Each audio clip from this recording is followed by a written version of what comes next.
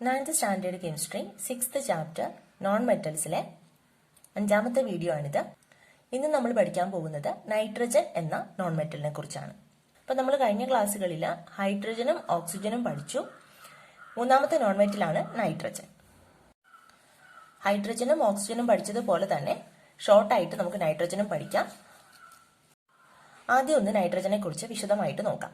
നമുക്കറിയാം nitrogen is the major component in atmosphere. നമ്മൾ പഠിച്ചതാണ് അറ്റ്മോസ്ഫിയറിൽ ഏറ്റവും കൂടുതൽ അടങ്ങിയിരിക്കുന്ന ഗ്യാസ് അല്ലെങ്കിൽ കമ്പോണന്റ് എന്ന് പറയുന്നത് നൈട്രജൻ ആണ്. 78% എന്നാണ് നമ്മൾ പഠിച്ചത്. പിന്നെ നമുക്കറിയാം നൈട്രജന്റെ രണ്ട് ആറ്റങ്ങൾക്കിടയിൽ ട്രിപ്പിൾ ബോണ്ട് ആണ് അല്ലേ. ഇവിടെ രണ്ട് ആറ്റങ്ങൾക്കിടയിൽ ഒരു ബോണ്ട് വരുമ്പോൾ സിംഗിൾ ബോണ്ട്, ദെൻ രണ്ട് ബോണ്ട് ആണെങ്കിലോ ഡബിൾ ബോണ്ട്, 3 ബോണ്ട് വരുമ്പോൾ ട്രിപ്പിൾ ബോണ്ട്. ഇപ്പൊ നൈട്രജൻ ഉള്ളത് ട്രിപ്പിൾ ബോണ്ട് ആണ്. There is a triple bond in nitrogen molecule. Nitrogen is inactive due to this strong bond. അപ്പോൾ ഈ ട്രിപ്പിൾ ബോണ്ട് എന്ന് പറയുന്നത് ഒരു സ്ട്രോങ് ബോണ്ട് ആണ്, അതുകൊണ്ട് അത് ഇനാക്റ്റീവ് ആയിട്ട് നിൽക്കും. കാരണം അത് ആക്റ്റീവായിട്ട് വേറൊരു കോമ്പൗണ്ടുമായിട്ട് ചേർന്ന് അതിന് സ്റ്റേബിൾ ആയിട്ട് നിൽക്കേണ്ട കാര്യമില്ല. നൈട്രജൻ ആയിട്ട് തന്നെ അതങ്ങ് സ്റ്റേബിൾ ആയിട്ട് നിൽക്കും. അതൊരു സ്ട്രോങ് ബോണ്ടാണ്, ഇനാക്റ്റീവ് ആയിട്ടാണ് നിൽക്കുന്നത്. ഇനി നമുക്കറിയാം കമ്പസ്റ്റിന് സഹായിക്കുന്ന ഗ്യാസ് ആണ് ഓക്സിജൻ. അപ്പൊ അറ്റ്മോസ്ഫിയറിൽ ഓക്സിജന്റെ പ്രസൻസിൽ ഒരു കമ്പസ്റ്റൻ ഉണ്ടായാൽ അത് കൺട്രോൾ ചെയ്യാൻ സഹായിക്കുന്ന ഗ്യാസ് ആണ് nitrogen. Nitrogen has a major role in controlling the rate of combustion. Then വേറൊരു പോയിന്റ് നൈട്രജനുമായിട്ട് ബന്ധപ്പെട്ടത്, nitrogen is essential for the growth of plants. നമുക്കറിയാം പ്ലാന്റ്സിന് വളർച്ചയ്ക്ക് നൈട്രജൻ അത്യാവശ്യ ഘടകമാണ്. നമ്മൾ ബയോളജിയിൽ നന്നായിട്ട് പഠിക്കുന്നതാണ്. Even though nitrogen is abundant in atmosphere, plants cannot absorb it directly. അപ്പൊ നൈട്രജൻ നമ്മുടെ അറ്റ്മോസ്ഫിയറിൽ സ്വതന്ത്രമായിട്ടാണ് നിൽക്കുന്നതെങ്കിലും അത് പ്ലാന്റ്സിന് ഡയറക്റ്റ് ആയിട്ട് അബ്സോർബ് ചെയ്യാൻ പറ്റില്ല. നൈട്രജനായിട്ട് തന്നെ പ്ലാന്റ്സ് അബ്സോർബ് ചെയ്യാറില്ല. പിന്നെ എങ്ങനെയാണ് അത് അബ്സോർബ് ചെയ്യുന്നത്? It will be easy for plants to absorb nitrogen when it is mixed in the soil in the form of compounds. കോമ്പൗണ്ട്സിന്റെ ഫോമില് സോയിലിൽ അബ്സോർബ് ചെയ്തതിന് ശേഷം, അതായത് സോയിലിൽ നമ്മൾ മിക്സ് ചെയ്ത് കൊടുക്കും, കോമ്പൗണ്ട്സിന്റെ രൂപത്തിൽ സോയിലിൽ മിക്സ് ചെയ്ത് കൊടുക്കുമ്പോൾ അതിൽ നിന്നാണ് പ്ലാന്റ്സ് അബ്സോർബ് ചെയ്ത് നൈട്രജന്റെ കണ്ടന്റ് പ്ലാന്റ്സിന് കിട്ടുന്നത്. അല്ലാതെ അറ്റ്മോസ്ഫിയറിൽ നിന്ന് നൈട്രജനെ ഡയറക്റ്റ് ആയിട്ട് പ്ലാന്റ്സ് അബ്സോർബ് ചെയ്യാറില്ല. നമ്മൾ ഓക്സിജനിലും ഹൈഡ്രജനിലും ഒക്കെ പഠിച്ചതുപോലെ ഡിസ്കവറിയും പ്രിപ്പറേഷനും ഒന്നും നൈട്രജന് പഠിക്കാനില്ല കേട്ടോ. കുറച്ചുകൂടെ സിമ്പിൾ ആയിട്ടുള്ള ഒരു നോൺ മെറ്റലാണ് നമ്മൾ പഠിക്കുന്നത്. ദെൻ നമ്മൾ അടുത്ത് നോക്കുന്നത് നൈട്രജന്റെ ഒരു റിയാക്ഷൻ ആണ്. നൈട്രജൻ എങ്ങനെയാണ് പ്ലാന്റ്സ് അബ്സോർബ് ചെയ്യുന്നത് നോക്കാം. The triple bond in nitrogen molecule is broken down when there is thunder and lightning and the nitrogen combines with atmospheric oxygen to form nitric oxide. അപ്പോൾ തണ്ടറും ലൈറ്റനിങ്ങും ഉണ്ടാകുമ്പോൾ, ഇടിയും മിന്നലും ഉണ്ടാകുമ്പോൾ നൈട്രജന്റെ ട്രിപ്പിൾ ബോണ്ട് ബ്രേക്ക് ചെയ്യും. ബ്രേക്ക് ചെയ്തിട്ട് അതിൽ ഒരു നൈട്രജൻ ഓക്സിജനുമായിട്ട്, അറ്റ്മോസ്ഫിയറിലെ ഓക്സിജനുമായിട്ട് ചേർന്ന് നൈട്രിക് ഓക്സൈഡ് ഉണ്ടാവും, NO. ഓക്സിജനുമായിട്ട് ചേർന്ന് നൈട്രിക് ഓക്സൈഡ് ഉണ്ടാവും. This nitric oxide formed like this combines with more oxygen to form nitrogen dioxide.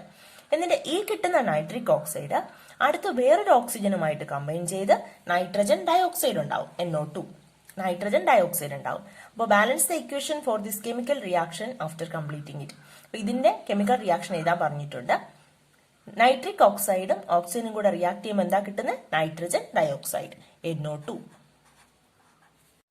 അപ്പൊ നമുക്ക് നൈട്രജൻ ഡയോക്സൈഡ് കിട്ടി. In the presence of oxygen nitrogen dioxide dissolves in rain water and reaches the soil as nitric acid. അപ്പോൾ nitrogen dioxide ഓക്സിജന്റെ പ്രസൻസിൽ rain വാട്ടറിൽ dissolve ചെയ്ത് nitric acid ആയിട്ട് സോയിലെത്തും. Okay, NO2, 4NO2 plus 2H2O plus O2 gives HNO3, nitric acid. Nitric acid ആയിട്ട് സോയിലിൽ dissolve ചെയ്യും. This nitric acid react with the minerals in the soil and forms nitrate salts and the plants absorb dum.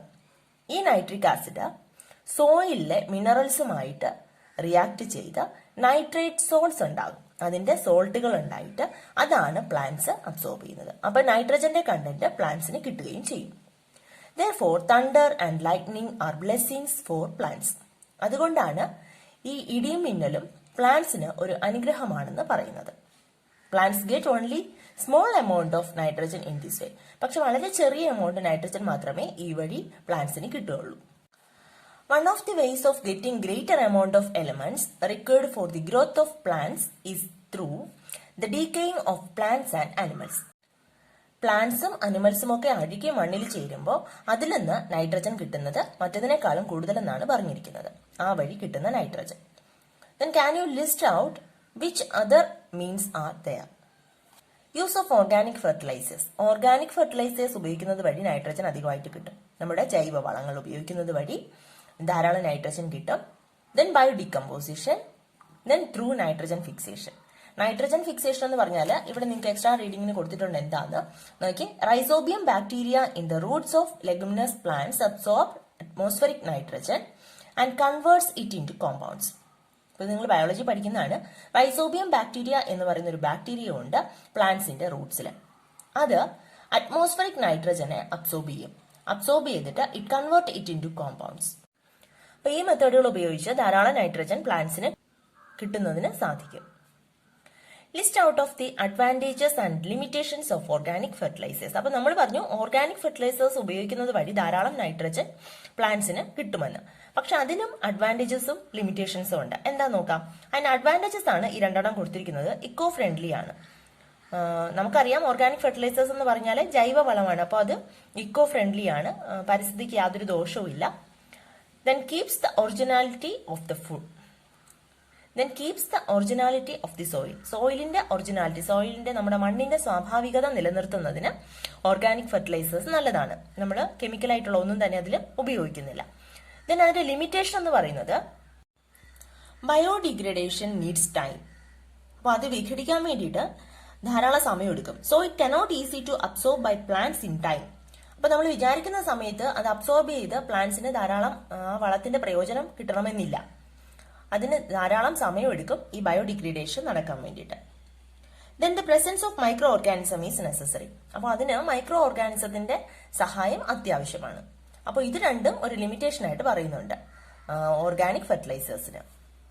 നൈട്രജന്റെ uses എന്തൊക്കെയാണ്? In production of nitrogenous fertilizers. Nitrogenous fertilizers produce ചെയ്യാൻ വേണ്ടിയിട്ട് nitrogen ഉപയോഗിക്കുന്നുണ്ട്. അതായത് nitrogen അടങ്ങിയ fertilisers ഉണ്ടാക്കാൻ വേണ്ടിയിട്ട് nitrogen ഉപയോഗിക്കുന്നുണ്ട്. Then to fill in the tyres of vehicles. നമ്മുടെ വാഹനങ്ങളിലെ ടയറുകളിൽ ഫിൽ ചെയ്യാൻ വേണ്ടിയിട്ട് നൈട്രജൻ ഉപയോഗിക്കുന്നുണ്ട്. Then liquefied nitrogen as a refrigerant. ഈ നൈട്രജനെ ലിക്വിഫൈ ചെയ്യുമ്പോൾ അത് റെഫ്രിജറന്റ് ആയിട്ട് ഉപയോഗിക്കും. നമ്മൾ കഴിഞ്ഞ ക്ലാസ്സിൽ പഠിച്ചായിരുന്നു ഓസോണിൽ CFC ലിക്വിഫൈ ചെയ്തിട്ട് അത് റെഫ്രിജറേറ്ററുകളിൽ ഉപയോഗിക്കുന്നുണ്ടെന്ന്, തണുപ്പ് കിട്ടാൻ വേണ്ടിയിട്ട്. അത് കണക്ക് തന്നെയാണ് ഇതും. Nitrogen, liquefied nitrogen as a refrigerant. Then to avoid the presence of oxygen in packed foods. നമുക്ക് പാക്ക് ചെയ്ത് വരുന്ന ഫുഡ്സിൽ ഓക്സിജന്റെ പ്രസൻസ് ഒഴിവാക്കാൻ വേണ്ടിയിട്ട് നൈട്രജൻ സഹായിക്കുന്നുണ്ട്. Then in the manufacture of ammonia. Ammonia manufacture ചെയ്യുന്നതിന് നൈട്രജൻ ഉപയോഗിക്കുന്നുണ്ട്. അമോണിയ എന്ന് പറയുമ്പോൾ NH3 ആണ്. അപ്പോൾ നൈട്രജനും ഹൈഡ്രജനും ചേർന്നാണ് അമോണിയ ഉണ്ടാകുന്നത്. അപ്പോൾ in the manufacture of ammonia manufacture ചെയ്യാൻ വേണ്ടിയിട്ട് നൈട്രജൻ ഉപയോഗിക്കുന്നുണ്ട്. അപ്പോൾ ഇത്രയുമാണ് നൈട്രജനെ കുറിച്ച് നിങ്ങൾക്ക് പഠിക്കാനുള്ളത്. അപ്പോൾ ഇന്ന് പഠിച്ച നൈട്രജൻ നോൺ മെറ്റലിനെ കുറിച്ച് നമുക്ക് ഷോർട്ട് ആയിട്ടൊന്ന് നോക്കാം. നൈട്രജൻ മൂന്നാമത്തെ പേപ്പറാണ്. നൈട്രജന് നമ്മൾ 4 പോയിന്റ് പറഞ്ഞത്. Major component in atmosphere. നമുക്കറിയാവുന്ന ഒരു കാര്യമാണ്. അറ്റ്മോസ്ഫിയറിലെ മേജർ കമ്പോണന്റ് നൈട്രജൻ ആണ്. Then inactive due to strong triple bond. നൈട്രജന് ട്രിപ്പിൾ ബോണ്ടാണുള്ളത്. സ്ട്രോങ് ട്രിപ്പിൾ ബോണ്ട് ആയതുകൊണ്ട് അത് ഇനാക്റ്റീവ് ആണ്. Then controlling the rate of combustion. കമ്പസ്റ്റന്റെ റേറ്റിനെ കൺട്രോൾ ചെയ്യുന്നു nitrogen. Then essential for growth of plants. പ്ലാന്റ്സിന്റെ ഗ്രോത്തിന് വളരെ വലിയ പങ്ക് വഹിക്കുന്നുണ്ട് നൈട്രജൻ ഗ്യാസ്. ദെൻ നമ്മൾ പഠിച്ച റിയാക്ഷൻ ഞാൻ പറഞ്ഞു. ഡിസ്കവറിയും ദെൻ പ്രിപ്പറേഷനും ഒന്നും നൈട്രജന്റെ കേസിൽ നമുക്ക് പഠിക്കാനില്ല. അപ്പോൾ അതിന്റെ റിയാക്ഷൻ ആണ് പഠിക്കാനുള്ള. റിയാക്ഷൻ നമ്മൾ 2 ക്വസ്റ്റ്യന്റെ ആൻസർ ആയിട്ടാണ് നമ്മൾ പഠിച്ചത്. അതായത് thunder and lightning are blessings for plants. Justify your answer. ഇടിയും മിന്നലും പ്ലാന്റ്സിന് ഒരു അനുഗ്രഹമാണ്. എന്തുകൊണ്ടാണ് അങ്ങനെ പറയുന്നത്? Then even though nitrogen is abundant in atmosphere, plants cannot absorb it directly. Then what ways nitrogen is obtained by plants. അപ്പോൾ nitrogen വളരെയധികം അറ്റ്മോസ്ഫിയറിൽ അവൈലബിൾ ആണെങ്കിലും പ്ലാന്റ്സ് അത് ഡയറക്റ്റ് അബ്സോർബ് ചെയ്യുന്നില്ല. പിന്നെ എങ്ങനെയാണ് പ്ലാന്റ്സിന് നൈട്രജൻ കിട്ടുന്നത്? അപ്പൊ ഇങ്ങനെയൊക്കെയുള്ള കാര്യങ്ങൾ ഈ 2 ക്വസ്റ്റ്യനിൽ നമ്മൾ പഠിച്ചതാണ് നൈട്രജന്റെ റിയാക്ഷൻ. അപ്പൊ അതെങ്ങനെയാണെന്ന് ഒന്നുകൂടെ നോക്കാം. When there is thunder and lightning, triple bond of nitrogen molecule is broken.